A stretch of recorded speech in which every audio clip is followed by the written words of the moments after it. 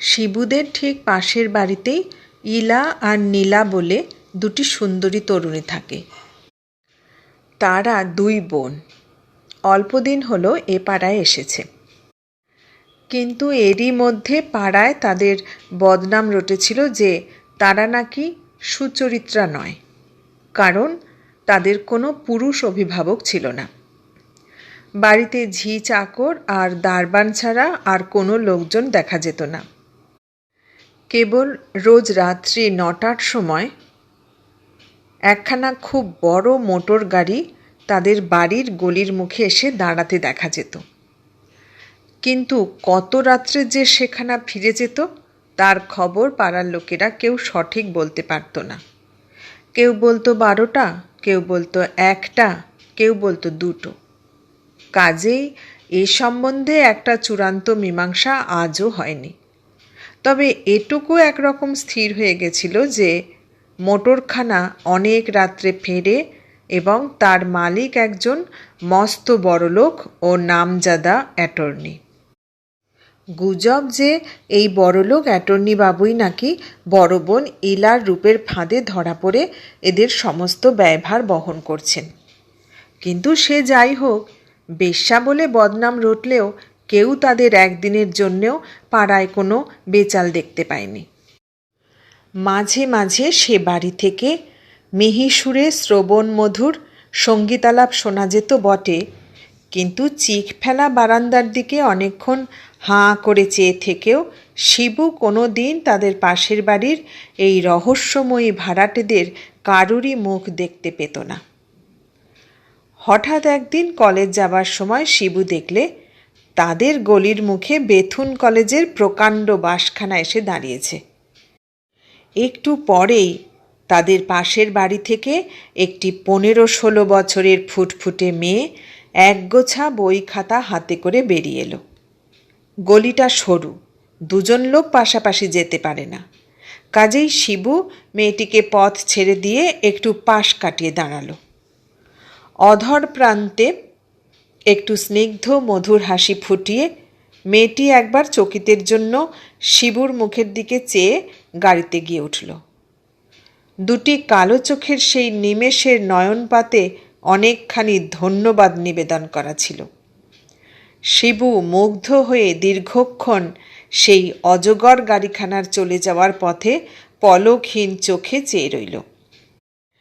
কিন্তু ওই এক গাড়ি মেয়ের মধ্যে পাশের বাড়ির সে মেয়েটি যে কোথায় হারিয়ে গেল শিবু আর তাকে খুঁজে পেল না।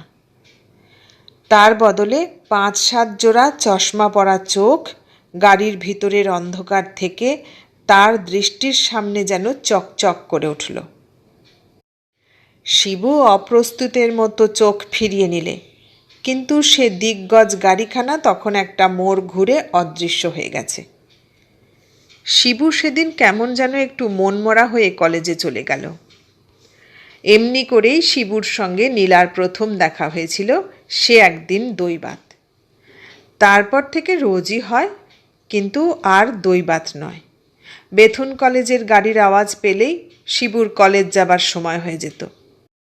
কিন্তু নীলা যতক্ষণ না বেরিয়ে এসে গাড়িতে উঠত ততক্ষণ সে কিছুতেই আর তাদের বাড়ির সামনের সেই ছোট্ট সরু গলিটা পার হয়ে যেতে পারত না। কাজেই তাদের দুজনের এখন প্রত্যহই দেখা হওয়াটা একটা নিশ্চিত ব্যাপার হয়ে উঠেছিল। কেবল রবিবার ও ছুটির দিন হলে শিবু এ মেয়েটির দেখা পেত না। ছুটির দিন এগিয়ে আসত শুধু যেন শিবুকেই সাজা দেবার জন্য। অদর্শনের যন্ত্রণা তাকে এমনই কাতর ও অধীর করে তুলত যে বারান্দার সারি সারি নীল চিকগুলোর দিকে চেয়ে চেয়ে ক্লান্ত হয়ে সে অনেক সময় ভাবত, যা হোক একটা কিছু ছুতো করে একবার পাশের বাড়িতে ছুটে গিয়ে মেয়েটিকে দেখে আসি। কিন্তু বেচারির সাহসে কুলোত না। দরজার সামনে যে দারবান বসে কেবলই হাতের তালুতে রোগরে খৈনি খেত ও তুলসীদাসী রামায়ণ পড়ত তাকে শিবু তত ভয় করত না। কিন্তু ওই বাড়িখানার চারিদিকে এমন একটা কলঙ্কের কাঁটা দেওয়া কুৎসার বেড়া বেঁধে দেওয়া হয়েছিল যে শিবুর সেটা কিছুতেই ডিঙিয়ে যেতে সাহস হতো না। একদিন বাড়ি থেকে বেরুতে নীলার একটু দেরি হয়ে গিয়েছিল। গাড়ি এসে অনেকক্ষণ দাঁড়িয়েছিল বলে সে একটু তাড়াতাড়ি এগিয়ে প্রায় ছুটেই গাড়িতে উঠতে যাচ্ছিল।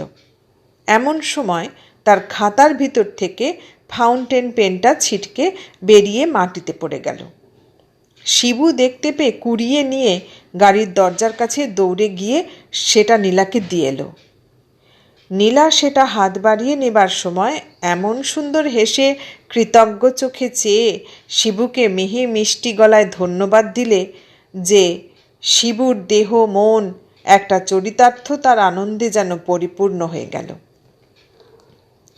ওদিকে গাড়ি শুদ্ধ মেয়ে কলরব করে নীলাকে জিজ্ঞাসা করলে, ও কে ভাই? ও সুন্দর ছেলেটি বুঝি তোমার দাদা?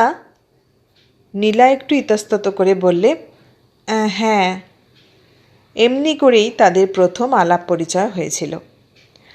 তারপর কি একটা ছুটির দিনে নীলার অদর্শনে কাতর শিবু বাড়িতে আর তিষ্ঠতে না পেরে বিকেলের দিকে তার ইউনিফর্মটা পট করে বগলে নিয়ে মাঠে খেলতে যাবার জন্য বেরিয়ে পড়ল। গলিতে নেমেই দেখে নীলা আসছে। আজ আর স্কুলের পোশাক নয়, চমৎকার বেশভূষা। জরির গুল বসানো ঢাকাই শাড়ি ব্রাহ্মিকা ধরনে পরা, গায়ে সেই রকমেরই একটা ব্লাউজ। নিভাজ কালো এলো চুলের গোছা পরিপুষ্ট পিঠখানি ছাপিয়ে চারিদিকে ছড়িয়ে পড়েছে। মাথার দুপাশে চুলের গায়ে দুটি সুন্দর ক্লিপ আঁটা, হাতে একটি ঝকঝকে নূতন এসরাজ। হঠাৎ শিবু সামনে এসে পড়াতে নীলা পথের মাঝে থমকে দাঁড়িয়ে গিয়েছিল। রূপসী নীলার সেই কৃষ্ণেন্দু তুষার হাড় ধবলা বীণাপাণি মূর্তি দেখে মুগ্ধ ও চমৎকৃত শিবনাথের হাত থেকে ইউনিফর্মের মোড়কটা মাটিতে পড়ে গেল। শিবুর কিন্তু সেদিকে খেয়াল ছিল না। নীলা দেখতে পেয়ে হেঁট হয়ে সেটা কুড়িয়ে নিয়ে শিবুর দিকে বাড়িয়ে দিয়ে বললে, আপনার এটা কি পড়ে গেল? শিবু চমকে উঠে হ্যাঁ বলে হাত বাড়ালে। নীলা সেটা ফিরিয়ে দেবার আগে একটু ঘুরিয়ে ফিরিয়ে দেখে বললে, আপনি কোন টিমে খেলেন? ইউনিফর্মের মোড়কটার গা থেকে ধুলো ঝাড়তে ঝাড়তে শিবু বললে, আমাদের কলেজ টিমে। আজ বুঝি খেলা আছে? হ্যাঁ। তবে আসুন না, আপনাকে মাঠে নামিয়ে দিয়ে যাই, আমি তো ওই দিকেই যাচ্ছি। কোন দিকে? আমাদের গান বাজনার স্কুলে। আপনি গান বাজনাও শিখছেন? শিবনাথের চোখে মুখে একটা সপ্রশংস বিস্ময় ফুটে উঠল। নীলা একটু লজ্জিত হয়ে বললে, এই একটু আধটু, তাও দায়ে পড়ে। দিদির ইচ্ছে, জামাইবাবুর শখ, কী করি বলুন? তাই ও পাঠটাও পড়তে যেতে হচ্ছে। বলতে বলতে নীলা তার বাঁ হাতটি লীলায়িত ভঙ্গিতে তুলে মৃণাল মণিবন্ধে বাঁধা সোনার হাতঘড়িটির দিকে চকিতে একবার চেয়ে দেখে বললে, আসুন, আর সময় নেই কিন্তু। নীলা গাড়ির দিকে এগিয়ে চলল। শিবু একবার সভয়ে তাদের বাড়ির দিকে চেয়ে দেখে কলের পুতুলের মতো নীলার পিছু পিছু গিয়ে টুক করে গাড়িতে উঠে পড়ল। নীলা তাকে এদিকের সিটে বসবার জন্য অনেক পীড়াপিড়ি করা সত্ত্বেও শিবু উঠে সামনের সিটেই বসে পড়েছিল।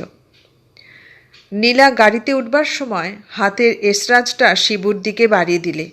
শিবু অত্যন্ত আগ্রহের সঙ্গে দুহাত বাড়িয়ে ঝুঁকে পড়ে সেটাকে সযত্নে বুকের উপর তুলে নিলে। সস্নেহে সেটার গায়ে হাত বুলিয়ে বললে, আপনার এসরাজটা তো ভারী চমৎকার।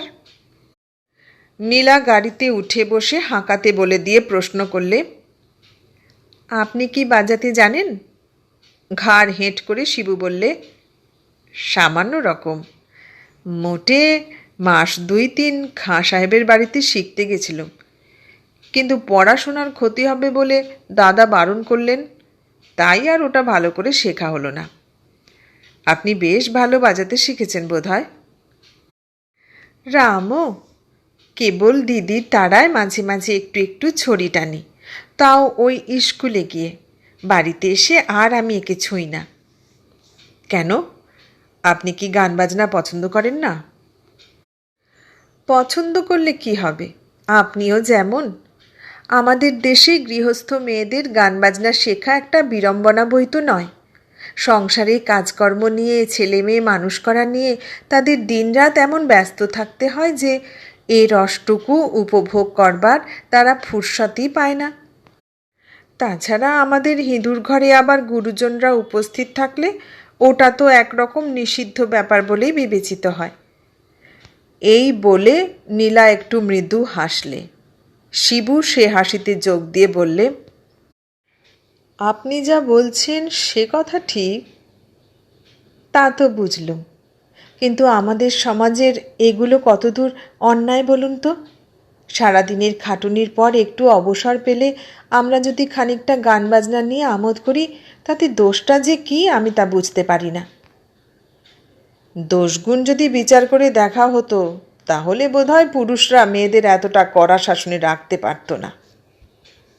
আপনি হয়তো জানেন না, এসব বিষয়ে পুরুষ অভিভাবকদের চেয়ে বাড়ির সেকেলে গিন্নিরাই বেশি আপত্তি করেন। তারা স্পষ্টই বলেন, ওটা নিতান্ত বেহায়াপনা। হিঁদুর বাড়ির গৃহস্থ ঘরের বৌঝি আবার গান বাজনা করবে কি?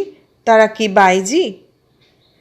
শিবু এসরাজের তারে একটি আঙুল ছুঁয়ে দু একটা মৃদু ঝঙ্কার তুলে বললে, তাদের কথা ছেড়ে দিন, তারা অশিক্ষিতা, অনেকের অক্ষর পরিচয় পর্যন্ত নেই। এখনকার দিনে মেয়েরা যেসব সুবিধা ভোগ করতে পারছে, তখনকার কালে তারা সেসব সুবিধে কখনো পাননি। কাজেই তারা স্বভাবতই একটু জেলাস হয়ে ওঠেন, দেখে শুনে সহ্য করতে পারেন না, তাই বাধা দিতে চেষ্টা করেন। গাড়ি চৌরঙ্গি দিয়ে যেতে যেতে একটা বাঁয়ে গলির মুখে যখন মোড় নিতে যাচ্ছিল, নীলা গাড়ি থেকে মুখ বাড়িয়ে বললে, ডাহিনা যাও, ময়দান। শিবু তাড়াতাড়ি বললে, না না, কেন কষ্ট করে আবার অতটা যাবেন? আমাকে এইখানেই নামিয়ে দিলেই হবে, ওই তো আমাদের গ্রাউন্ড দেখা যাচ্ছে। নীলা হেসে উঠে বললে, এতটা পথ আপনাকে নিয়ে এলুম, আর ওইটুকু যেতেই কি আমাদের ঘোড়া মরে যাবে?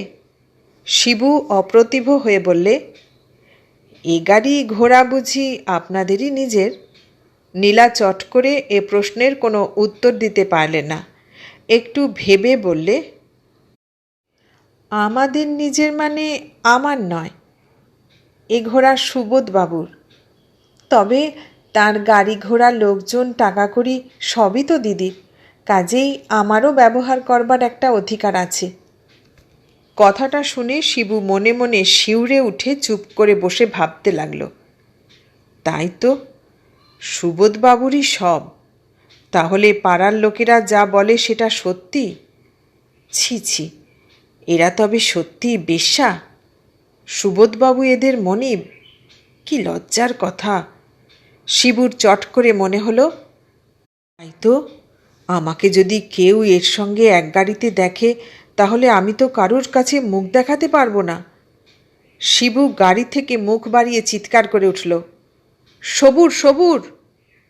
গাড়ি দাঁড়াতেই শিবু উঠে পড়ে তার হাতের এসরাজটা গাড়ির গদির ওপর হেলিয়ে রেখে টপ করে বাইরে লাফিয়ে পড়ল এবং নীলাকে চট করে একটা নমস্কার করে চললুম বলে পিছন ফিরে মাঠের উপর দিয়ে প্রায় একরকম ছুট দিলে। নীলা একটু বিস্মিত হয়ে গাড়ি ঘুরিয়ে নিতে বললে। শিবু সেদিন আর তেমন মন দিয়ে ভালো করে খেলতে পারলে না। খেলার শেষে টেন্টের আড্ডাতেও সে তেমন করে যোগ দিতে পারলে না। সন্ধ্যের পর সারাটা পথ সে কেবল নীলাদের কথাই ভাবতে ভাবতে বাড়ি ফিরে এলো।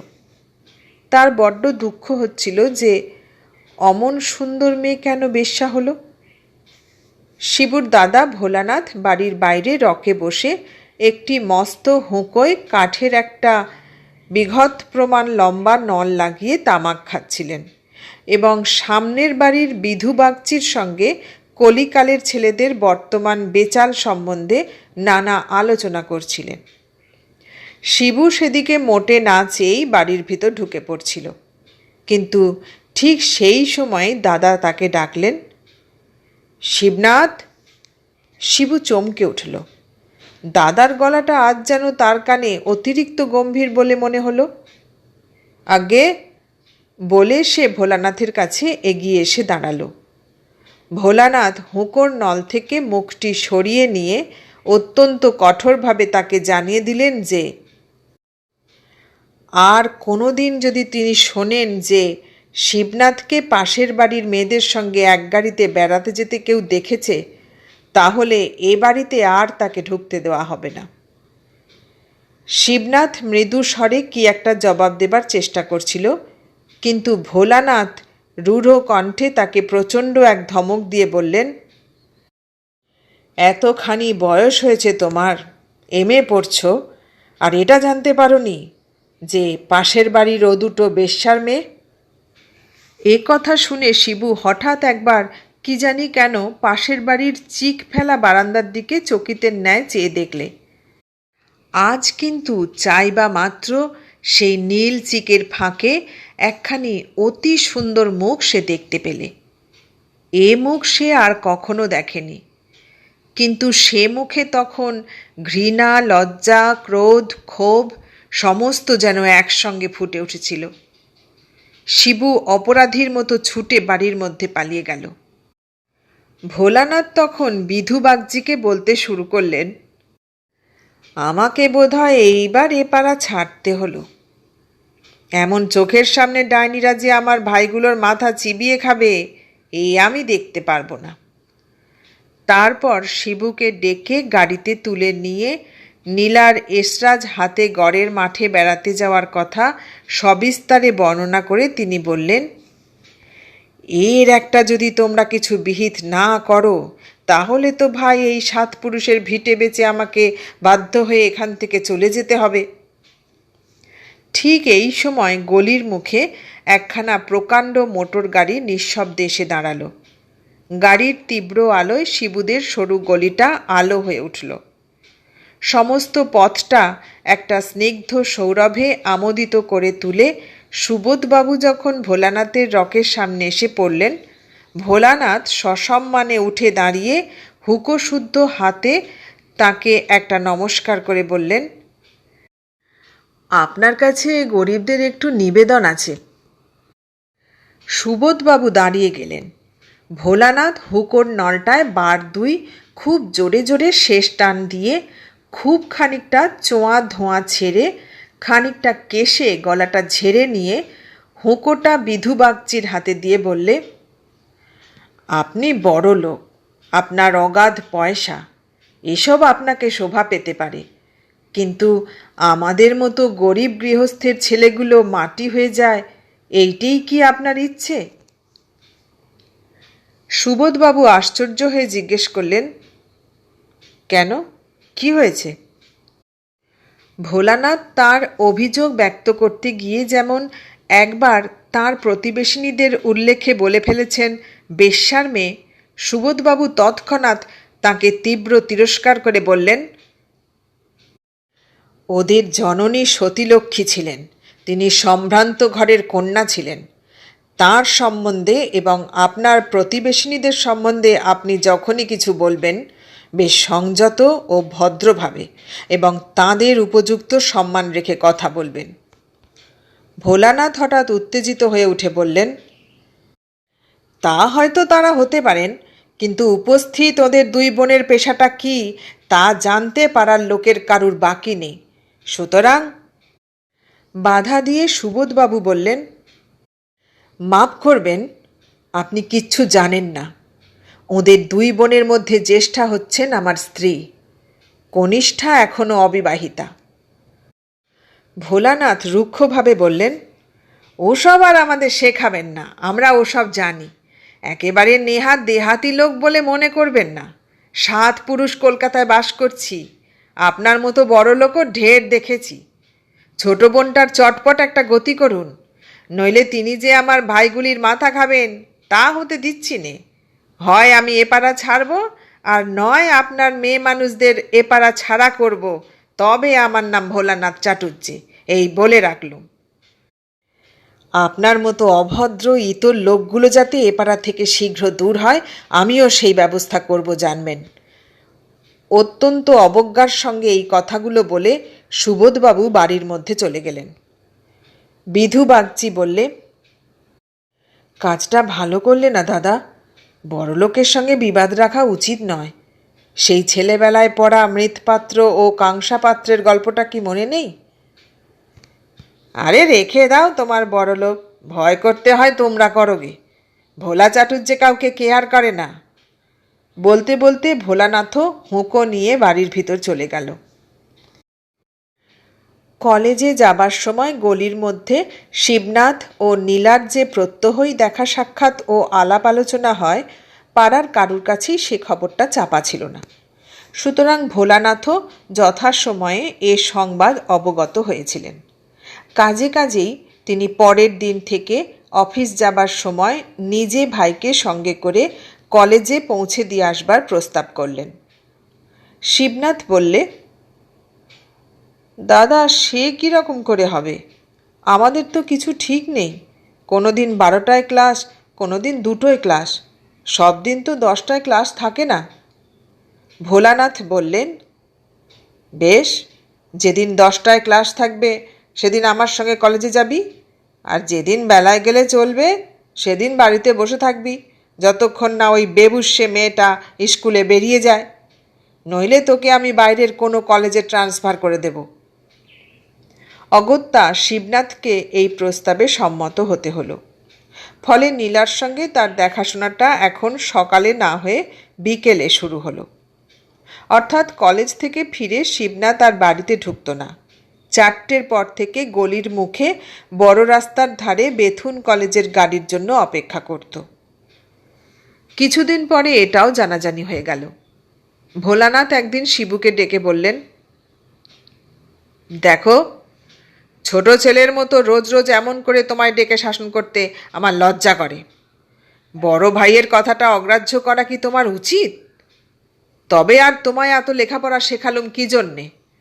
ভদ্রলোকের ছেলে হয়ে তোমার বেশ্যার মেয়েদের সঙ্গে মিশতে লজ্জা করে না একটু? শুনলুম নাকি বুড়ো ছেলে তুমি কলেজে পালিয়ে এসে মেয়েটার সঙ্গে দেখা করো। শিবু গম্ভীরভাবে বললে, দাদা ওরা বেশ্যা নয়। ভোলানাথ দাঁত মুখ খিঁচিয়ে বলে উঠল, না তা কি আর, ওরা হচ্ছে খর্দার মা গোসাই। শিবু বললে, ওরা ভদ্রমহিলা। হ্যাঁ, একেবারে কুলোওয়ালা। তুই আমার চেয়ে জানিস কি না? কে বলেছে তোকে ওরা বেশ্যা নয়?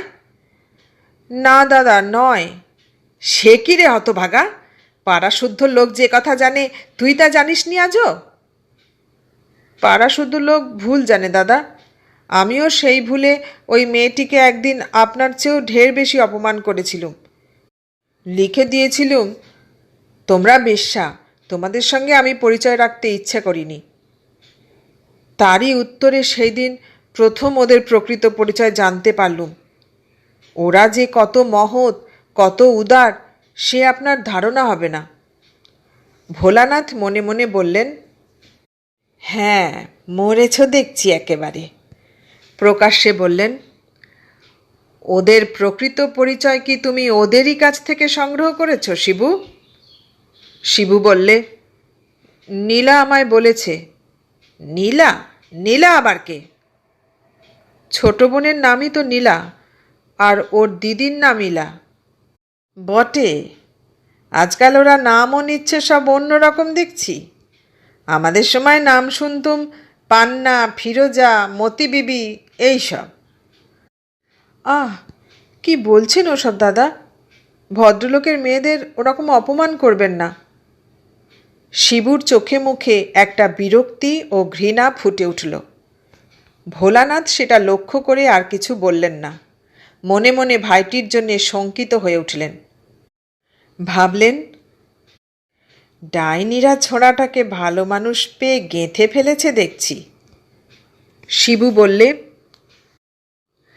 আপনি যদি ওদের পরিচয় শোনেন তাহলে বুঝতে পারবেন যে ওদের প্রতি আপনি কত বড় অবিচার করছেন।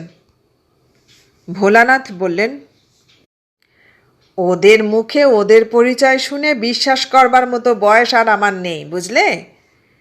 তোমাকে আমার এই শেষ অনুরোধ যে ওদের সংস্রব তুমি ত্যাগ করো, নইলে তোমার ভবিষ্যৎ বড় বিষময় হয়ে উঠবে শিবু। ম্যাট্রিকুলেশন পরীক্ষা হয়ে যাবার পর নীলা আর স্কুলে যেত না। কাজে কাজেই শিবনাথের সঙ্গে তার দেখা সাক্ষাৎও আজকাল আর বড় একটা হয় না। ইতিমধ্যে একদিন মোট ঘাট বেঁধে ইলারা বাড়িতে চাষি দিয়ে কোথায় হাওয়া খেতে চলে গেল। ভোলানাথ হাঁপ ছেড়ে বাঁচলেন। ভাবলেন, যাক, আপদ গেল। এইবার ভায়ার একটা দেখে শুনে ভালো বিয়ে দিতে পারলেই নিশ্চিন্ত হওয়া যায়। কিন্তু ভোলানাথের কানে এ খবরটা আর গিয়ে পৌঁছল না যে পাশের বাড়ির আপদ বালাইরা উপস্থিত কিছুদিনের জন্য স্থানান্তরে গেলেও ভায়ার সঙ্গে তাদের যোগসূত্র ছিন্ন হয়নি। শিবনাথ যে রাত্রি জেগে রোজ ৮ পাতা করে চিঠি লিখছে নীলাকে, এবং নীলা যে সেই সুদূর মুসৌরি পাহাড়ের কোল থেকে প্রায় প্রতি সপ্তাহেই পত্রপুটে ভরে তার আনন্দ অঞ্জলি শিবনাথের কাছে পৌঁছে দিচ্ছে, এর কোনো সন্ধানই ভোলানাথ পাননি। তিনি এখন প্রায় প্রতি রবিবারই হয় বালি, নয় বেহালা, নয় বেলঘরেতে শিবনাথের জন্য পাত্রী দেখে ঘুরে বেড়াচ্ছেন। দেখতে দেখতে 2 মাস কেটে গেল। একটিও পাত্রী কিন্তু ভোলানাথ এখনো পর্যন্ত মনোনীত করে উঠতে পারলেন না। যেখানে মেয়ে পছন্দ হয় সেখানে তারা MA পড়া ছেলের উপযুক্ত দক্ষিণা দিতে অক্ষম। যেখানে পাওনার প্রতিশ্রুতি খুব বেশি পাওয়া যায় সেখানে কন্যাটি একেবারে যেন সাক্ষাৎ বিভীষিকা। ভায়ার জন্য ভোলানাথ কোথাও একত্রে কামিনী কাঞ্চনের অপূর্ব সমাবেশ আবিষ্কার করতে পারছিলেন না। অবশ্য তার চেষ্টারও কোনো ত্রুটি ছিল না, বিশেষ যেদিন অফিস থেকে এসে দেখলেন যে পাশের বাড়িতে আবার আলো জ্বলছে এবং দেউড়িতে সেই দারবানটি পুনরায় তুলসীদাস ভাঁজতে শুরু করেছে। তিনি পাত্রীর সন্ধানে সেদিন থেকে একান্তভাবে তৎপর হয়ে উঠলেন। নীলারা ফিরেছে, কিন্তু শিবনাথের সঙ্গে এখনও দেখা হয়নি। শিবনাথ দেখা করবার জন্য অত্যন্ত উৎসুক হয়ে উঠেছিল, কিন্তু দাদার ভয়ে তার কিছুতেই সাহস হচ্ছিল না। হঠাৎ একদিন একটা অভাবনীয় সুযোগ এসে গেল। সেদিন গেজেটে ম্যাট্রিকুলেশন পরীক্ষার ফলাফল বেরিয়েছিল। শিবনাথের ছোট ভাই শম্ভুনাথও এবার ম্যাট্রিক দিয়েছিল। শিবনাথ তাই একখানা গেজেট কিনে এনে রকে বসে দেখছিল। তার আশেপাশে শম্ভুনাথ এবং পাড়ার আরও অনেকগুলি ম্যাট্রিকের আসামি ছেলে ভিড় জমিয়ে তুলেছিল। মহা একটা কলরব চলছিল। সেই সময় পাশের বাড়ির দারবান এসে একটা লম্বা সেলাম ঠুকে শিবনাথের হাতে একখানা চিঠি দিলে। চিঠির উপর নীল পেন্সিলে নীলার হাতের মতির হরফ দেখে গেজেটখানা শম্ভুর হাতে দিয়ে শিবনাথ তাড়াতাড়ি চিঠিখানা খুলে পড়লে নীলা লিখেছে, পাশের খবরটা জানবার জন্যে পাশের বাড়িতে আর একটি প্রাণীও যে বিশেষ উৎসুক হয়ে আছে সে কথাটি কি স্মরণ করিয়ে দিতে পারি? গেজেটখানা নিয়ে যদি একবারটি দয়া করে আমাদের বাড়িতে আসেন তাহলে বিশেষ অনুগৃহীতা হব। ইতি নীলা। শম্ভুর হাত থেকে ছোঁ মেরে কাগজখানা কেড়ে নিয়ে রকের ধারে জমায়েত সমস্ত ছেলেদের অবাক করে দিয়ে শিবনাথ চক্ষের পলকে পাশের বাড়িতে ঢুকে পড়ল। নীলা তার জন্য নিচে নেমে এসেই অপেক্ষা করছিল। পরম সমাদরে শিবনাথকে সে অভ্যর্থনা করে নিলে। 2টি কমল কোরক তুল্য কমনীয় করপুট জোর করে কপালে ঠেকিয়ে সুন্দর একটি নমস্কার করে নীলা শিবনাথের কুশল জিজ্ঞাসা করলে এবং সঙ্গে করে একেবারে উপরে নিয়ে গিয়ে নিজের পড়বার ঘরটিতে এনে আপনার বসবার ইজি চেয়ারখানি আঁচল দিয়ে ঝেড়ে তাকে বসতে দিলে। আর একখানা চেয়ার টেনে শিবনাথের কাছে এগিয়ে নিয়ে এসে নিজে তাতে বসল এবং স্নিগ্ধ হাস্যে অধর প্রান্ত রঞ্জিত করে জিজ্ঞাসা করলে, দেখলেন ছাপার হরফে এই বদখত নামটা কি বেরিয়েছে? শিবনাথ মহা অপ্রস্তুত হয়ে পড়ল। সে তো নীলার নামটা আছে কি না এখনও দেখেনি, অথচ নীলা ঠিক করে বসে আছে যে সে তার নামটা নিশ্চয় দেখেছে। শিবু কি বলবে ভাবছে। এমন সময় নীলা বললে, নেই বুঝি? শিবু তাড়াতাড়ি বললে, এইমাত্র কাগজখানা কিনে এনেছি, আনতে না আনতেই ওরা সব কাড়াকাড়ি শুরু করে দিলে। আমি এখনও এক পাতাও দেখবার সময় পাইনি। নীলা চেয়ার ছেড়ে উঠে পড়ে শিবুর হাত থেকে গেজেটখানা কেড়ে নিয়ে বললে, তাই বলুন, চুপ করে আছেন দেখে আমি একেবারে দমে গেছিলাম। ঝড়ের বেগে নীলা গেজেটখানার পাতার পর পাতা উল্টে যেতে লাগলো। তার চোখের চঞ্চল দৃষ্টি গেজেটের প্রত্যেক পাতার উপর থেকে নিচে পর্যন্ত নেচে বেড়াচ্ছিল। হঠাৎ এক জায়গায় স্থির হয়ে সে বলে উঠল, হুররে!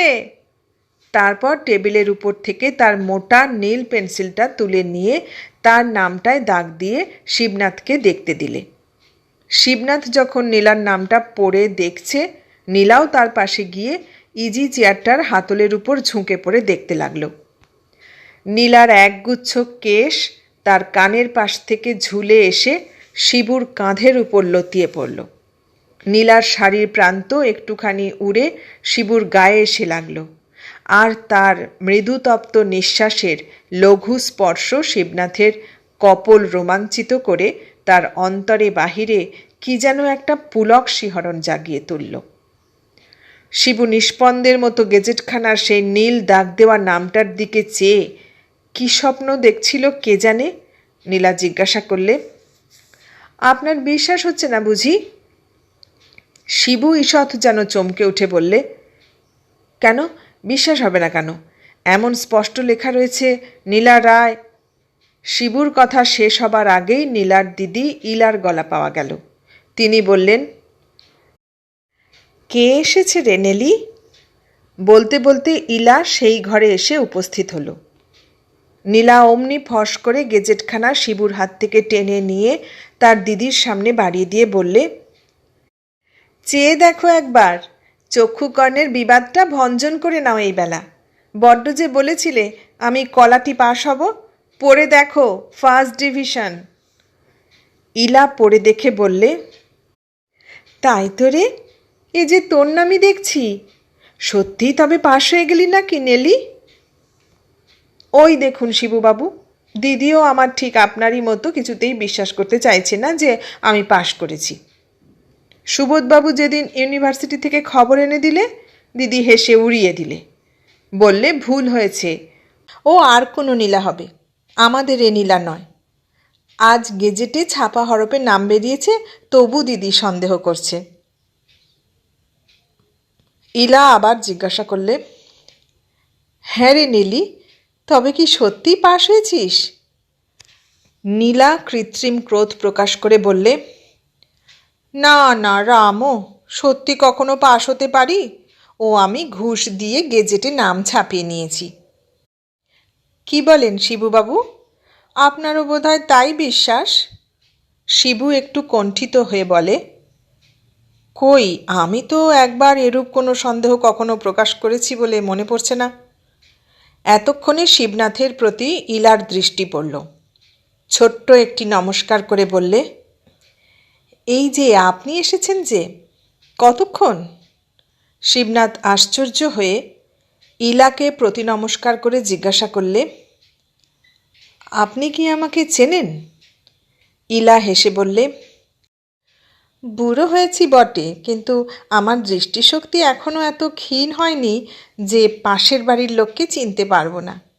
তাছাড়া নীলার মুখে যে শিবনাথ বাবুটির সুখ্যাতি শুনতে শুনতে কানে আমার তালা ধরে যাবার জোগাড়, তাকে কি সে আমায় না চিনিয়ে দিয়ে ছেড়েছে মনে করেন?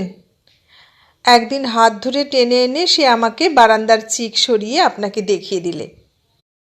আমি আপনাকে দেখেই বললুম, এটি তো আমাদের পাশের বাড়ির ছেলে, ওকে আমি অনেকবার দেখেছি। দুটি চোখে অবাক আগ্রহ ভরে নিয়ে এই বারান্দার নীল চিকগুলোর দিকে কতদিন চেয়ে থাকে। এই বলে ইলা ক্ষণকাল চুপ করে রইল। তারপর একটু দুষ্টুমির হাসি হেসে শিবনাথকে জিজ্ঞাসা করলে, চিকের দিকে একদৃষ্টে চেয়ে থাকতেন কেন? আমাদের এই নীল চিকগুলো খুব সুন্দর দেখতে না? নীলা হেসে উঠে বললে, দিদি যেন কি, উনি বুঝি চিকের সৌন্দর্য দেখবার জন্যই চেয়ে থাকতেন? ইলা এবার বোনের দিকে চেয়ে বললে, তবে বুঝি তোমাকে একবার দেখতে পাবার লোভেই কাঙালের মতো শিবনাথবাবু ব্যাকুল দৃষ্টি এই বারান্দার দিকে প্রত্যহ চোখ পেতে চেয়ে থাকত? শিবনাথ যেন শ্বশুরবাড়িতে আসা নূতন জামাইটির মতো লজ্জায় ঘাড় হেঁট করে বসে রইল। নীলা তার সুন্দর মুখখানি শরমে রাঙা করে তুলে বললে, যাও, তুমি ভারী দুষ্টু। ইলা শিবনাথের দিকে ফিরে হাসতে হাসতে বললে, আচ্ছা, তুমিই বলো তো ভাই, আমার কথা ঠিক কি না? পর মুহূর্তেই শিবনাথকে তুমি বলে ফেলাটা বোধহয় অভদ্রতা হয়ে গেল ভেবে ইলা বললে, তোমাকে ভাই আমি ছোট ভাইয়ের মতো দেখি, নীলা তোমায় দাদার মতো ভালোবাসে, সুতরাং তুমি আমাদের স্নেহের পাত্র। তোমায় যদি শিবনাথবাবু আপনি মশাই না বলতে পারি, তুমি রাগ করবে না তো? শিবনাথ শুধু বললে, আপনি আমারও দিদি। এ কথাটা শুনে নীলার মনের মধ্যে কেমন একটা অহেতুকী স্ফূর্তি হলো।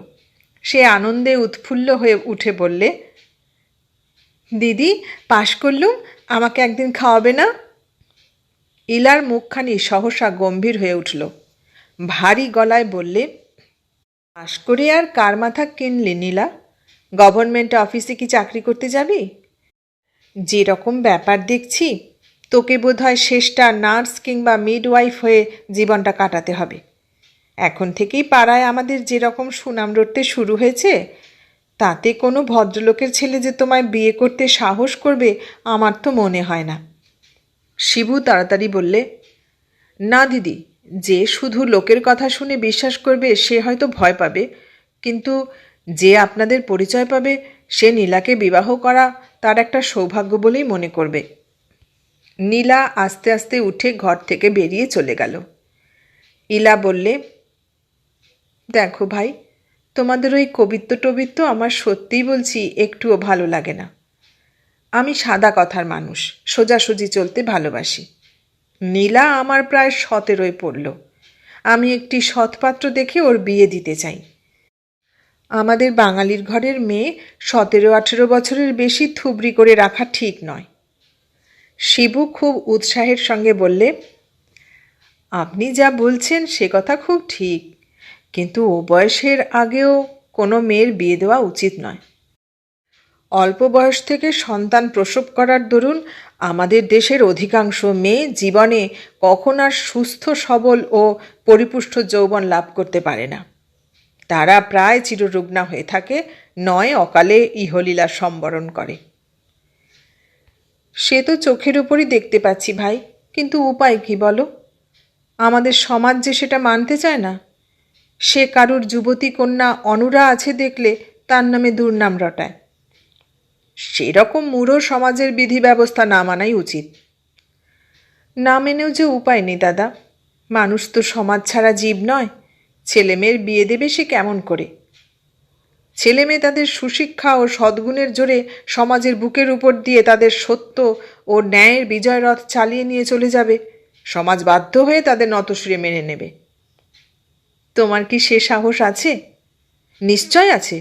আমি দেখাতে চাই যে আমরা সমাজের দাস নই, প্রভু। তোমার কথা শুনে মনে বেশ জোর পাচ্ছি, কিন্তু আমার অবস্থা যে অন্য রকম ভাই। সমাজ যে আমার ললাটে কলঙ্কিনীর ছাপ দিয়ে ছেড়ে দিয়েছে। কথাটা শুনে শিবু একটু চঞ্চল হয়ে উঠল। উত্তেজিতভাবে বললে, কিন্তু আপনি তো কলঙ্কিনী নন, কোন পাষণ্ড বলে? আমি তাদের কথা বিশ্বাস করি নে। শিবুর কথা শুনে ও তার ভাবভঙ্গি দেখে ইলা এবার হেসে ফেললে। বললে, তোমার বিশ্বাস অবিশ্বাসের উপর তো সমাজের মত বদলাবে না শিবনাথ। কলঙ্কের অপবাদ একবার কানে এসে পৌঁছলেই হলো। লোকে আর বিচার করে তলিয়ে দেখে না যে সেটা সত্য কি মিথ্যা, সম্ভব কি অসম্ভব। সে অপবাদ তারা তৎক্ষণাৎ অবিসম্বাদী সত্য বলে চরম সিদ্ধান্ত করে বসে। এই পর্যন্ত বলে ইলা চুপ করে রইল। অনেকক্ষণ আত্মস্থ হয়ে কি যেন ভাবলে। তারপর একটা দীর্ঘ নিঃশ্বাস ফেলে বললে, আর লোকেরই বা দোষ কী? চিরদিন সর্বশাস্ত্রের মারফত তারা শিখে আসছে স্ত্রীলোককে অবিশ্বাস করতে, ঘৃণা করতে। নারী নরকের দ্বার, নারী চরিত্র দেবতারও দুর্গেয়, ক্রোরস্থ নারীকেও বিশ্বাস করবে না কখনো। এই সব শিক্ষা ও সংস্কার নিয়েই তো এ দেশের ও এ সমাজের পুরুষেরা বড় হচ্ছে। সুতরাং তাদের কাছে নারী আর কী সুবিচার প্রত্যাশা করতে পারে বলো? তাই তো আমার মাঝে মাঝে ভয় হয় যে হয়তো নীলাকে আমরা সুখী করতে পারবো না। আমি এই সমাজের অন্যায় বিধিকে অবজ্ঞা করেছি, সে কি আমাকে তার শাস্তি না দিয়ে ছাড়বে? নিশ্চয় সে কাপুরুষের মতো আমার এই নিরপরাধ নির্দোষ বোনটির কল্যাণের বিরোধী হয়ে আমাকে সাজা দেবে। শিবনাথ অত্যন্ত দৃঢ়তার সঙ্গে বললে, নীলার জন্যে আপনি কিছুমাত্র ভাববেন না। কেউ যদি ওকে গ্রহণ করতে না চায় আমাকে জানাবেন। তোমাকে জানিয়ে কী লাভ? মিছে তোমার মনে কষ্ট দেওয়া বই তো নয়। তুমি ভাই ওকে যেরকম ভালোবাসো শুনেছি, তাতে নিশ্চয় ওর দুঃখের দুঃসংবাদ তোমার প্রাণে খুবই লাগবে। শিবু দু একবার মাথাটা চুলকে নিয়ে বলে ফেললে, আমাকে যদি অযোগ্য পাত্র বলে বিবেচনা না করেন তাহলে আমি নীলার পানি গ্রহণ করে ধন্য হতে পারি। ইলা এই কথাটাই তার মুখ থেকে এতক্ষণ শুনতে চাচ্ছিল। তবু সে উচ্চ হাস্য করে উঠে বললে, তুমি কি পাগল হয়েছ ভাই?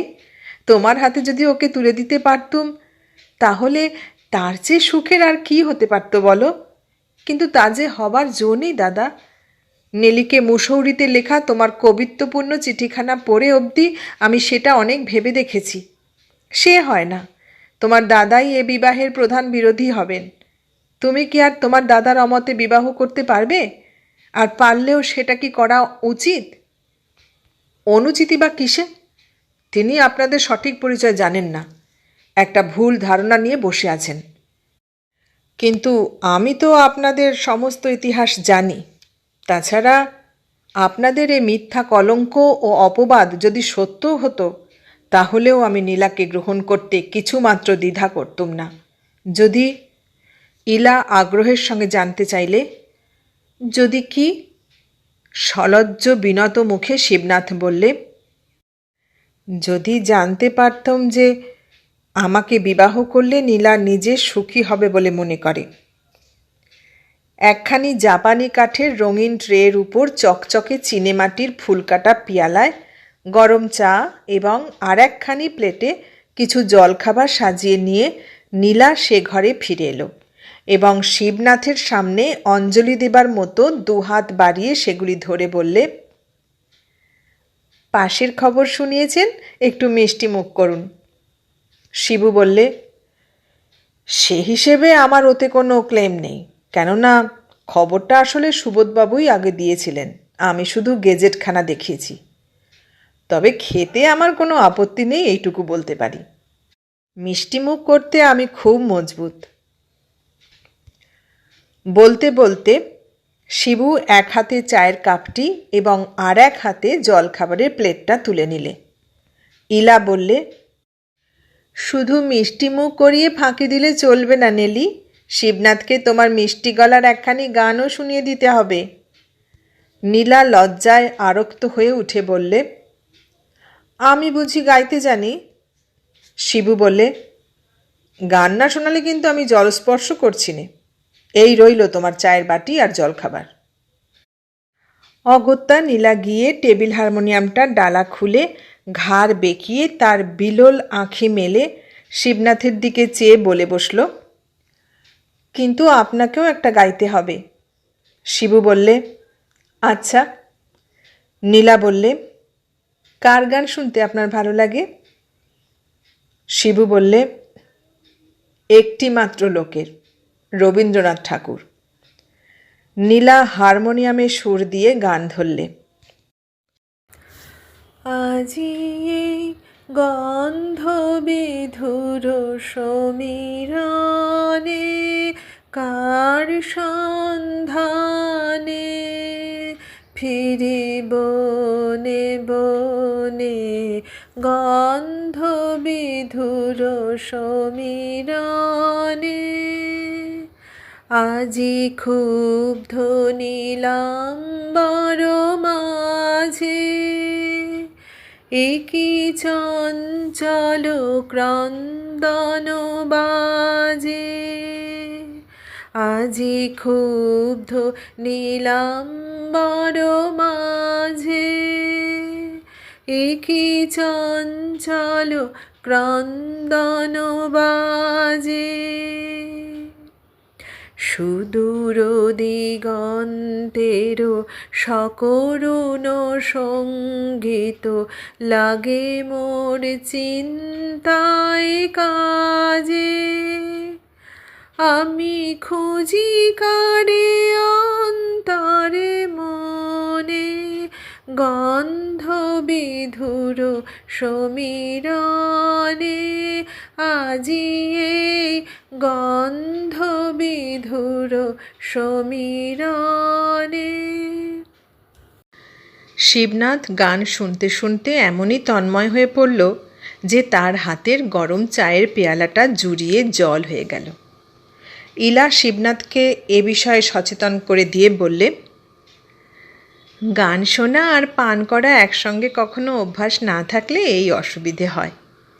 শিবু অপ্রস্তুত হয়ে সেই ঠান্ডা চায়ের বাটিটাই ঢকঢক করে এক নিঃশ্বাসে শেষ করে ফেলে জলখাবারে মনোযোগ দিলে এবং নীলাকে জিজ্ঞাসা করলে, সে কোন বনের হরিণ ছিল আমার মনে, এ গানটা জানো? নীলার সুললিত কণ্ঠ সুমধুর তান লয়ে আবার ঝঙ্কৃত হয়ে উঠল। নীলার গান শেষ হবার পর দুই বোনের একান্ত পীড়াপিড়িতে শিবনাথ গাইলে, আমার নয়ন ভুলানো এলে, শিউলি তলার পাশে পাশে, ঝরা ফুলের রাশে রাশে, শিশির ভেজা ঘাসে ঘাসে, অরুণ রাঙা চরণ ফেলে। এমনি করে ৩-৪খানা গান শুনে ও শুনিয়ে শিবু যখন বিদায় নিয়ে ফিরল তখন বেলা 12টা বেজে গেছে। ইলা আসবার সময় বিশেষ করে তাকে বলে দিলে, আজ রাত্রে এসে নেলির পাশের খাওয়া খেয়ে যাবে, তোমার নিমন্ত্রণ রইল আমার কাছে। শিবনাথ প্রতিশ্রুতি দিয়ে এলো যে সে নিশ্চয় আসবে। যে গানের সুর কতদিন তাকে বাড়ি থেকে টেনে বার করে এনে পাশের বাড়ির বারান্দার চিকের দিকে চাইয়ে দাঁড় করিয়ে রাখত, তার প্রত্যক্ষ উপভোগের লোভ কি সহজে ত্যাগ করা যায়? তার উপর এই দুটি মেয়ের এই অকুণ্ঠ ব্যবহার, এই আন্তরিক যত্ন আদর, এ যে শিবনাথের জীবনে এক নূতন আনন্দ আস্বাদের অনুভূতি এনে দিলে। নীলার দিদি ইলাকে শিবনাথ এই প্রথম দেখলে। যেমনই সুন্দর দেখতে, তেমনই সুন্দর কথাবার্তা, তেমনই সুন্দর ব্যবহার। কতই বা বয়স? 25-26-এর বেশি নিশ্চয়ই নয়। শিবুর চেয়ে হয়তো মাত্র 2-1 বছরের বড় হবে, কিন্তু মনে হয় যেন স্নেহে সে তার স্বর্গগতা মায়ের মতো। কথা কয়ে মনে হলো যেন সে কত বড় আর তার সঙ্গে যেন কতদিনের পরিচয়।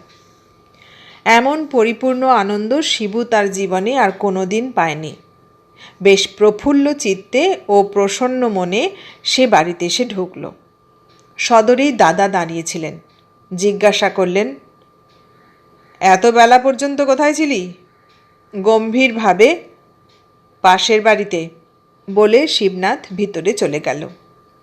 ভোলানাথ ভায়ার উত্তর শুনে স্তম্ভিত হয়ে গেলেন। বুঝলেন ছোকরা বিগড়েছে, নইলে এত বড় স্পর্ধা, এতখানি সাহস সে কোথায় পেলে?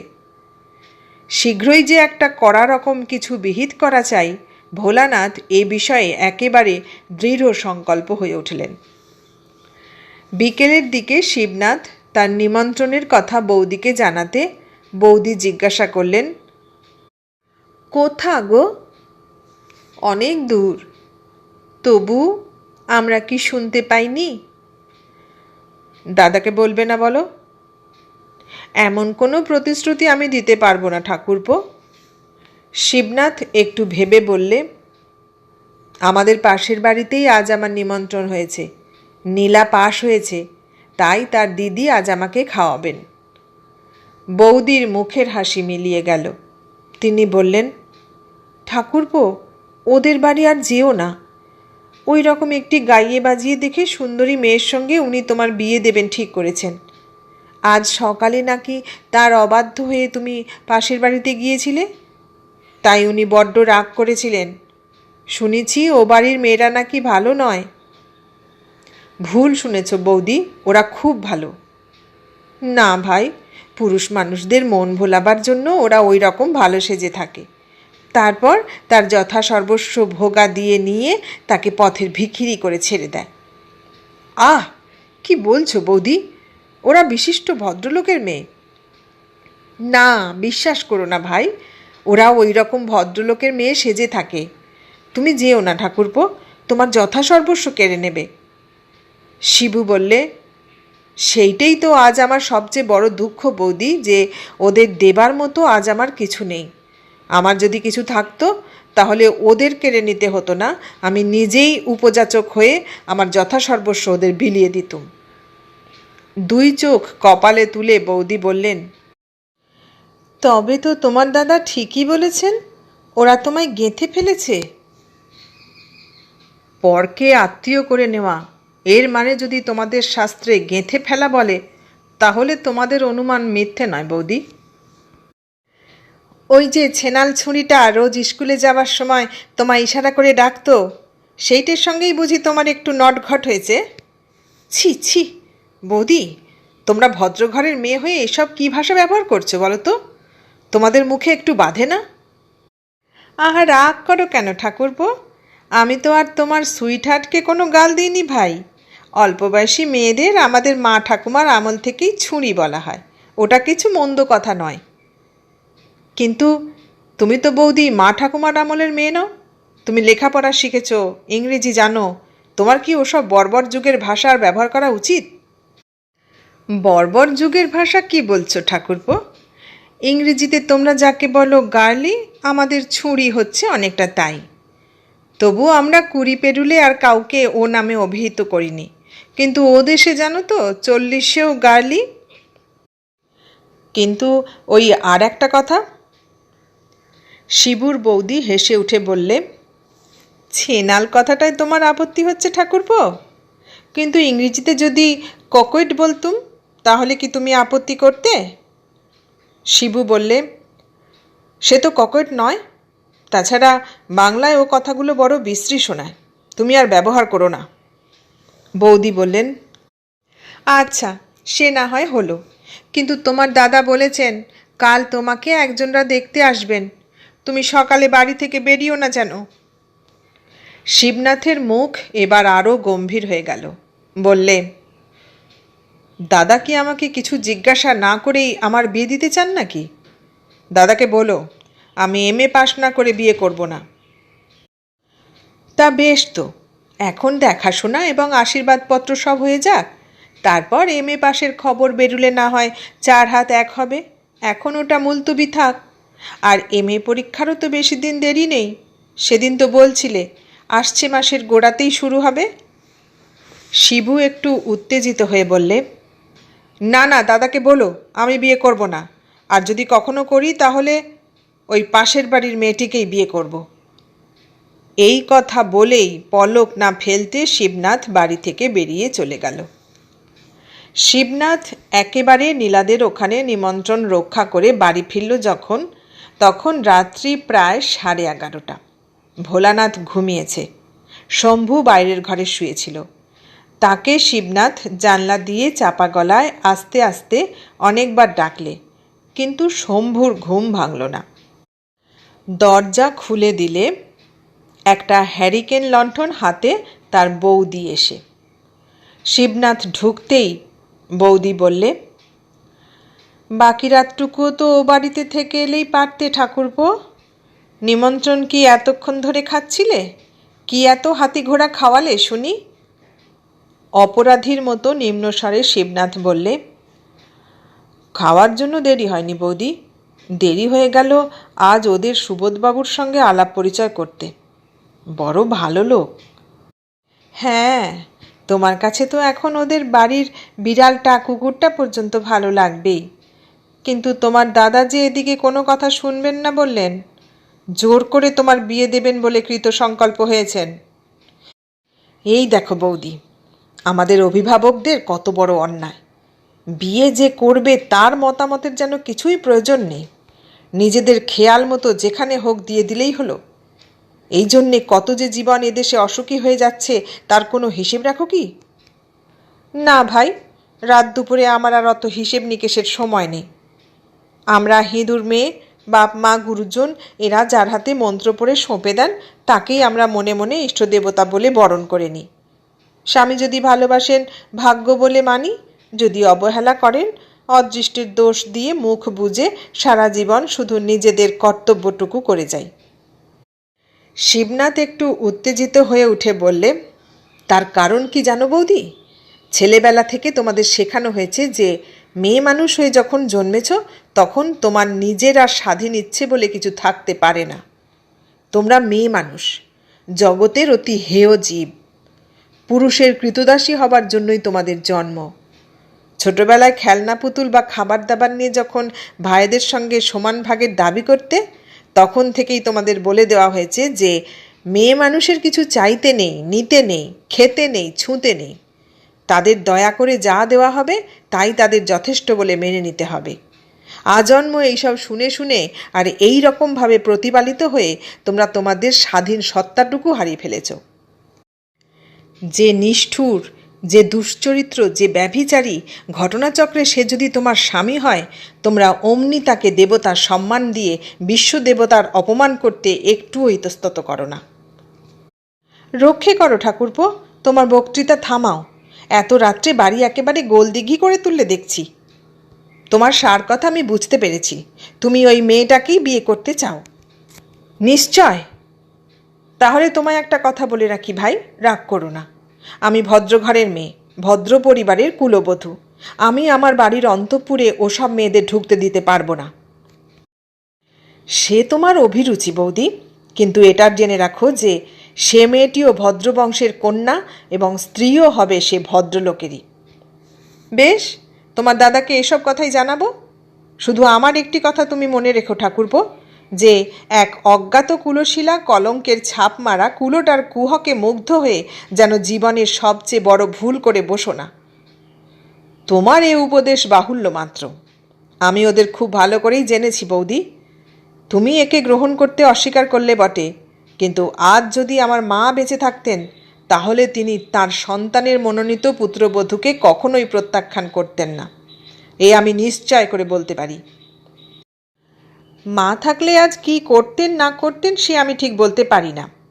পুত্র স্নেহের বশে হয়তো তুমি যা বলছো তিনি তা করতে পারতেন, কিন্তু তার অবর্তমানে আমাকে যখন এ গৃহের শুভাশুভের ভার নিতে হয়েছে, আমি তখন নিজের শিক্ষা দীক্ষা, ধর্ম ও বিবেক এবং কর্তব্যবুদ্ধি অনুসারে তাঁদের এ শুদ্ধান্তপুরের বিশুদ্ধতা রক্ষার জন্য, এ সংসারের কল্যাণ ও এ পরিবারের মঙ্গল বিধানের জন্য যা করা উচিত ও প্রয়োজন বলে মনে করব, তা যতই কঠোর ও অপ্রিয় হোক, পাষাণে বুক বেঁধে আমাকে তা করতেই হবে। যদি এতে তুমি তোমার প্রতি আমার স্নেহের অভাব বোধ করো, আমি নিরুপায়। কিন্তু ঈশ্বর জানবেন ঠাকুরপো, যে কি বেদনার অন্তর্দাহ নিয়ে আমাকে সে কাজ করতে হবে। শিবনাথ আর কোনো কথা না বলে শুতে চলে গেল। সকালে খেতে বসে ভোলানাথ শিবুকে বললে, তোমার বৌদির কাছে সব কথা শুনলুম। এরকমটা যে হবে তা আমি পূর্বেই আশঙ্কা করেছিলাম, তাই সময় থাকতে তোমায় পাশের বাড়ির সংস্রবে থাকতে বিশেষ করে নিষেধ করেছিলাম। কিন্তু তুমি আমার অবাধ্য হয়ে গোপনে ও বাড়িতে যাতায়াত রেখেছিলে, এমনকি কাল নাকি ওদের বাড়িতে রাত্রে নিমন্ত্রণ খেয়ে এসেছ। যাক, সে যা করবার করেছ, এখন বড় হয়েছ, লেখাপড়া শিখেছ, মনে করেছিলুম মানুষ হয়ে উঠবে। অল্প বয়সে বাবা মারা গেছিলেন, 18 বছরের ছেলে আমি, আমার ঘাড়ে সমস্ত সংসারের ভার এসে পড়েছিল। ইচ্ছে থাকলেও বেশি কিছু লেখাপড়া শেখবার সুযোগ পাইনি, তাই নিজে না খেয়ে না পড়ে তোমাদের ভালো করে কলেজে পড়িয়েছি, কিন্তু এখন বুঝতে পারছি ভুল করেছি। পাশ্চাত্য শিক্ষার দোষে তোমরা নিজেদের ধর্ম ও সমাজকে হেয়জ্ঞান করতে শিখেছ, পূর্বপুরুষদের কৃতি বিধি নিষেধগুলোকে বর্বরতা আখ্যা দিয়ে অমান্য করে চলো। কিন্তু আমি মূর্খ মানুষ। আমি আমার বংশের পুরুষ পরম্পরার ধারা, আমার পিতৃপিতামহদের নির্দেশিত বিধি ব্যবস্থাগুলিকে অস্বীকার করে চলতে পারবো না। তুমি যে কন্যাকে বিবাহ করবে বলে কৃতসংকল্প হয়েছ, তাকে আমি এ গৃহে স্থান দিতে অক্ষম জানবে। তুমি যদি আমার অমতেও কোনো জানিত ভদ্র পরিবারের মেয়েকে বিবাহ করে আনতে, তাহলেও আমি তোমার পত্নীকে আমার পরিবারভুক্ত করে নিতে কিছুমাত্র আপত্তি করতুম না। কিন্তু এক্ষেত্রে আমি তোমার বদখেয়ালির পোষকতা করে সমাজদ্রোহী হতে পারবো না। কারণ আমার অনেকগুলি পুত্রকন্যা রয়েছে, তাদের ভবিষ্যৎ অন্ধকার করে দেওয়া, তাদের প্রতি অবিচার করা পিতার কর্তব্য নয়। সুতরাং তুমি যদি ওইখানে বিবাহ করাই একেবারে স্থির সিদ্ধান্ত করে থাকো, তাহলে আগে আত্মনির্ভরতা শেখো এবং পত্নীকে নিয়ে পৃথক থাকবার জন্য প্রস্তুত হও। কারণ এ বাড়ি আমার সকৃত উপার্জনে প্রস্তুত হলেও এর মালিক তোমার বৌদিদি। তার ইচ্ছে নয় যে ওরূপ কোনো স্ত্রীলোক তুমি এ বাড়িতে এনে রাখো, বুঝলে? শিবনাথ কোনো কথা না বলে নিঃশব্দে আহার করছিল। শেষকালে শুধু একটি জবাব দিলে, যে আজ্ঞে। এমএ পরীক্ষা হয়ে যাবার পর শিবু যেদিন আবার নীলাদের বাড়ি বেড়াতে গেল, ইলা এসে কুশল প্রশ্ন করে বললে, ইস, এক্সামিনের পড়া পড়ে পড়ে ভায়া আমার রোগা হয়ে গেছে দেখছি। শিবু বললে, হ্যাঁ, বড্ড খাটুনি গেছে। আপনাদের সব খবর কি বলুন? আর আমাদের খবর? তোমাদের পাড়া এবার আমাদের ছাড়তে হচ্ছে শিবু। বাড়িওয়ালা আমাদের আর রাখবেন না বলে নোটিশ দিয়েছেন। আর পাড়ার লোকেরা নাকি আমাদের অত্যাচারে ব্যতিব্যস্ত হয়ে সবাই একসঙ্গে সই করে পুলিশ কমিশনারের কাছে এক লম্বা দরখাস্ত করেছে যে আমরা এ পাড়ার একটা পাবলিক নিউসেন্স হয়ে উঠেছি। পুলিশের লোক সেদিন এসে এনকোয়ারি করে গেল। তোমার দাদাই নাকি এসবের উদ্যোগী আর প্রধান পাণ্ডা শুনলাম। পুলিশের লোকের কাছে তিনিই সবার চেয়ে জোর সাক্ষ্য দিয়েছেন আমাদের বিরুদ্ধে। শিবু বললে, কিছুমাত্র আশ্চর্য নয়, কারণ আমার পরীক্ষার কিছুদিন পূর্বে দাদা একদিন আমাকে ডেকে স্পষ্টই বলে দিয়েছেন পৃথক হয়ে যাবার জন্য। ও বাড়িতে আর আমার স্থান হবে না। অপরাধ আমি এখানে আসি। শিবুর মুখে সমস্ত ব্যাপার শুনে ইলা জিজ্ঞাসা করলে, তুমি তাহলে এখন কি করবে মনে করছো? শিবু বললে, সেদিন তো তোমায় বলেছি দিদি, সমস্তই নির্ভর করছে নীলার উপর। সে যদি এই গৃহহারা বিত্তহীন নিঃস্ব দরিদ্রকে বড়মাল্য দিতে প্রস্তুত থাকে, তাহলে আমি বিশ্বে অবিচারের বিরুদ্ধে মাথা তুলে দাঁড়াতে একটুও দ্বিধাবোধ করব না। পারবে কি ভাই? বড় শক্ত। দেখতে পাচ্ছ তো চোখের উপর আমি একজন ভুক্তভোগী। শিবু বলতে যাচ্ছিল, আপনার পায়ের ধুলো আর আশীর্বাদ মাথায় করে নিয়ে এমন সময় নীলা সেদিকে আসছে দেখে সে চুপ করে গেল। নীলা এসে বললে, এই যে আপনি কখন এসেছেন চুপি চুপি? বেশ মজার লোক তো। সেদিন বলে পাঠালেন হ্যাঁ আমার সঙ্গে বায়োস্কোপে যাবেন, অথচ এলেন না। আর আমি আপনার জন্যে অপেক্ষা করে বসে রইলুম কতক্ষণ। শেষে কাপড় চোপড় সব খুলে ফেললুম। আপনিও গেলেন না, আমাকেও যেতে দিলেন না। আর আপনাকে নিয়ে আমি কোথাও যাব না। ইলা হাসতে হাসতে বললে, কি করে শিবনাথবাবু আসবে বল? ও যে এখন বিয়ের ভাবনায় অস্থির হয়ে পড়েছে। কথাটা শুনে নীলার মুখখানি হঠাৎ একটু যেন বিবর্ণ হয়ে গেল। তবু তারই মধ্যে একটু করুণ হাসি ফুটিয়ে বললে, তাই নাকি? আমাদের নিমন্ত্রণ করবেন তো? দেখবেন লুচিটা ফাঁকি দেবেন না। ইলা বললে, তোমাকে তো এ বিয়েতে ও শুধু লুচি খাবার নিমন্ত্রণ করতে আসেনি, তোমাকেই গিয়ে যে শিবুর কোণে হতে হবে সে নিমন্ত্রণটাও তুমি নেবে কি? নীলা লজ্জায় রাঙা হয়ে উঠল। কোনো উত্তরই দিতে পারলে না। ঘাড়টি হেঁট করে দাঁড়িয়ে রইল। ইলা শিবনাথকে বললে, তোমরা তাহলে দুজনে বোঝাপড়া করো ভাই, আমার অনেক কাজ আছে, আমি চললুম। সেদিন তাদের দুজনে কি কথা হয়েছিল তা কেবল তারা দুজনে ছাড়া আর কেউ জানে না। কিন্তু তারই কিছুদিন পরে শিবনাথ হঠাৎ একদিন বাড়ি থেকে নিরুদ্দেশ হয়ে গেল। যাবার আগে সে তার ঘরে দাদার নামে একখানা চিঠি লিখে রেখে গেছিল। ভোলানাথ সেই চিঠিখানা স্ত্রীকে পড়ে শোনাতে লাগল। শ্রীচরণেশু দাদা, আমি কৃষ্ণনগরের উকিল অনুকূল চন্দ্র রায়ের কনিষ্ঠা কন্যা শ্রীমতী নীলা রায়কে শাস্ত্রমতে বিবাহ করেছি। আপনাদের মত ছিল না বলে আপনাদের জানাইনি। আপনি আমার জন্য চিন্তিত হবেন না। আমি রেঙ্গুন কলেজে একটা প্রফেসরি পেয়ে সস্ত্রীক সেখানে চললুম। প্রণাম জানবেন ও বৌদির চরণে জানাবেন। শম্ভুকে আমার স্নেহাশিস দিবেন। ইতি প্রণত শিবু। পত্র শুনে ভোলানাথের পত্নী বলে উঠলেন, ও মা, কৃষ্ণনগরের উকিল অনুকূল রায় যে মার পিস্তুত ভাই হতেন, তিনি যে আমাদের মামা। ও ঠিক ঠিক, বটেই তো।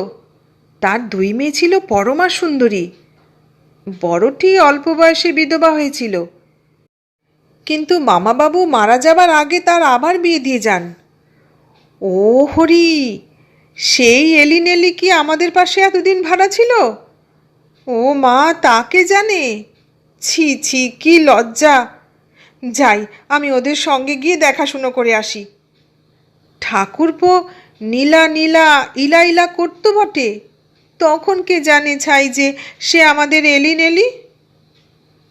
ওই এলিকে বিধবা জেনেও বিয়ে করে নিয়ে গেল এক মস্ত বড় লোক, অ্যাটর্নি সুবোধ বাড়ুজ্জে।